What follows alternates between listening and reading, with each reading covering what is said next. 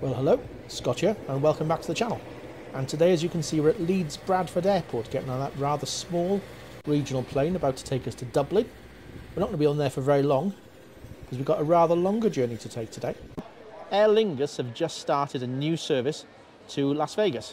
We've flown in today from Leeds to try it out. Of course, because it goes through Dublin, you get to use US pre-clearance, which takes away all of the formalities, or most of the formalities, when you arrive in the United States. So let's have a look at what it's like.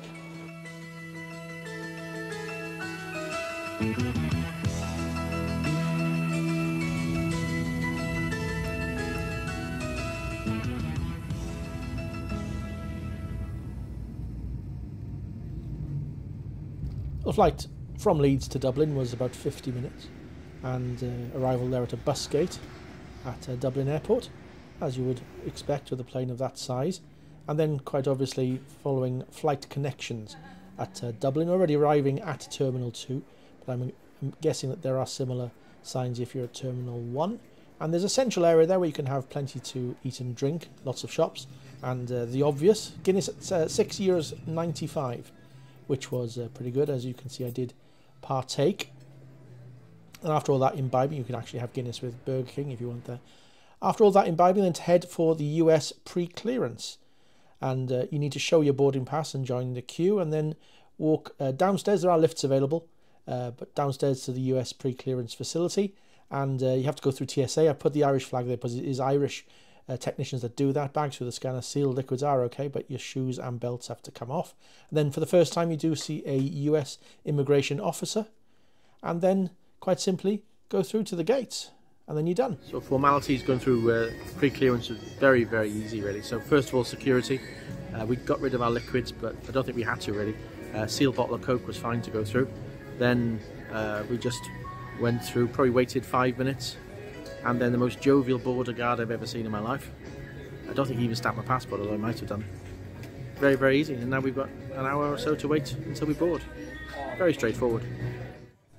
A US pre-clearance is not a particularly new thing. It dates back to 1952, where it was started at an airport in Toronto, and it now happens at a number of airports and train stations in Canada, as well as Abu Dhabi Airport in the Middle East, and also Shannon and Dublin, as you've seen here today. Its purpose is twofold. Number one, it allows smaller US airports to receive international flights because the formalities are done elsewhere, but also it allows the US to manage immigration policies off its own borders, so anyone who's not likely to be allowed in can be headed off at the pass before they reach the US. One thing to note is that, of course, once you've passed the pre-clearance, there are no duty-free options, and there's no duty-free options on flights out of Dublin. One of the whole points of this, of course, is that you've already passed customs, and once you are also in this area, there are limited food and drink options, although there are places to have a drink and some food. This is the gate. As you can see, pretty busy. It was a pretty full flight, and we were about to get on here. Once on the flight, there's a little look at the legroom. Pretty comfortable seat, pretty standard seat, to be honest. There was a USB point and also a charging point. There's the legroom. I'm about 5'10".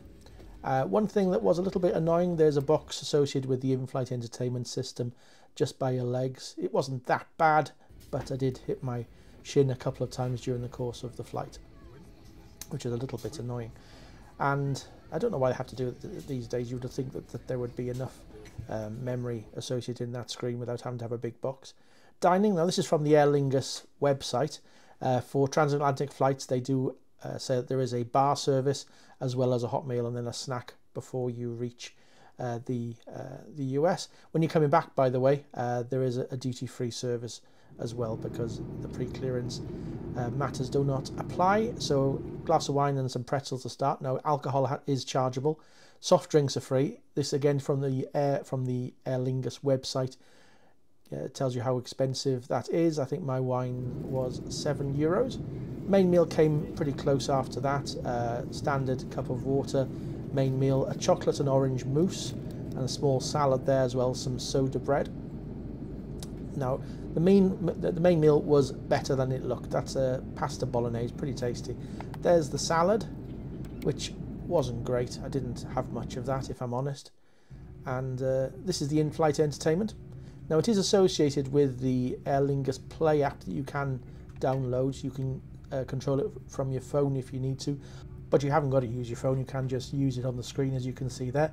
Loads of choices in terms of films and television and games, and things to listen to as well, box sets, and lots of things to keep you occupied during the journey. It did say that there would be menus available to see on screen. That wasn't there, and also not applicable for the trip to Vegas, but from Vegas it might have been. It says that flight connection information would be available on the screen an hour before landing. That wasn't present either. So just a few things probably that they're still working on their in-flight entertainment screen, but otherwise pretty good and pretty responsive. The map, there it is, pretty standard map, which gave all of the usual information. Over Greenland now, and pretty sunny day, at least above the clouds. There was a variation in the size of the toilet. This was one of the larger ones. There were quite smaller ones towards the rear. This was large, complete with a baby changing table, as you can see. Everything was very clean. Everything was really well stocked. There was a sign there saying don't leave baby unattended. Probably pretty good advice. And yeah, everything pretty clean, everything where it should be really. And there's a very nice guy there. Give him a wave. And the lighting changed over the course of the flight. This, of course, is an Airbus A330. It's 7 years off the production line, so a pretty new plane. This bit of ice cream, or this tub of ice cream, arrived about 2 hours after the meal service, and then about 2 hours before we landed there was a hot snack, which was like a standard airline pizza, some cheese and tomato roll, which was pretty tasty but gave me a bit of indigestion. The lights, as you can see, has changed a little bit lighter as we get now towards the point at which we're going to land, and I've used the map there just to show our progress into Las Vegas. Isn't that always a wonderful thing to see?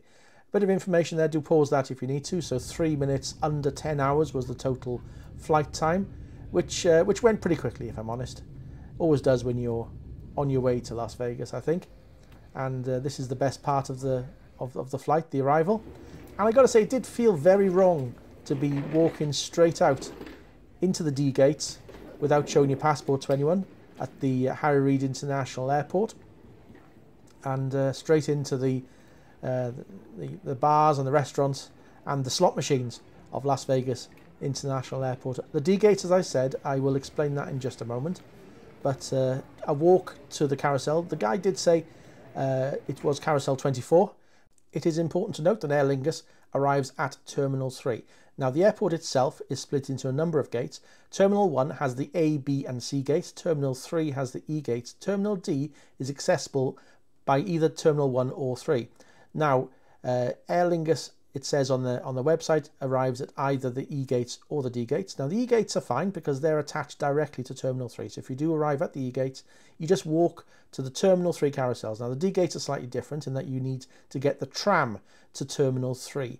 But it's important that you take the tram to Terminal 3, not the tram to Terminal 1. Terminal 1 has a blue line tram. If you take the blue line tram, which you really shouldn't, you will end up at Terminal 1, which would be the wrong terminal. You have to take the red line tram to Terminal 3. That is very, very important. And I'm going to see that in just a moment. We're back at the D gates now, where there are plenty of facilities. You can even stop and have a meal if you want to, but probably not the best place. You're looking, as I've said, probably for Terminal 3 and the red line tram. And I know I'm labouring the point. I'm going to labour it just one further time because it is quite important. You want to get on the red line tram to take you to Terminal 3. If you've got nothing to collect in terms of baggage, it doesn't matter that much, but most people will have. That's the tram. You'll be on it for about 30 seconds and then you are in Terminal 3. Towards the carousels, the right end as well for car hire, and that is it pretty much in terms of formalities. So, next day now. That was a very long day yesterday. But I can genuinely say that was one of the best transatlantic experiences I've ever had. Aer Lingus I thought were very good. Food was pretty good. I would have liked to have had some free drinks, but you can't have it. Can't have everything, can you? The cost of the ticket wasn't so bad. The pre-clearance was fantastic. It was so wonderful to touch down at Las Vegas and not go through any formalities and literally just go through into the D gates and then go and get the car. and that was just fantastic. And I thought that the border guards at Dublin were certainly more jovial than their counterparts here in the United States. So I would give the pre-clearance leg at Dublin a big thumbs up. The only thing which was a bit of a downside, we did have quite a long layover in Dublin from Leeds. We came over from Leeds, we stayed in Dublin then for about 5 hours. It flew by, in fairness. We had something to eat, had a Guinness, and it was fine. But I would thoroughly recommend that Aer Lingus trip across the Atlantic from Dublin to Las Vegas. It was full. I reckon that must have been 95% full, so good luck to them. They are launching some other routes from Dublin to the United States, I think. Indianapolis, Memphis next year, I think, and they've got quite a few already, so good luck to them. And I hope this video has been of some interest to you. We're going to have a few more days here in Las Vegas, or 12 days in fact, here in Las Vegas and beyond into Arizona. I'll be putting quite a few more videos on that up in the next few days. So as ever, thanks for watching. Thank you for watching this video. I hope you enjoyed it. If you did, then please consider subscribing to this channel. Also, I'd be very grateful if you could like this video and hit that notification bell. If you do that, you'll continue to receive lots more rubbish just like this.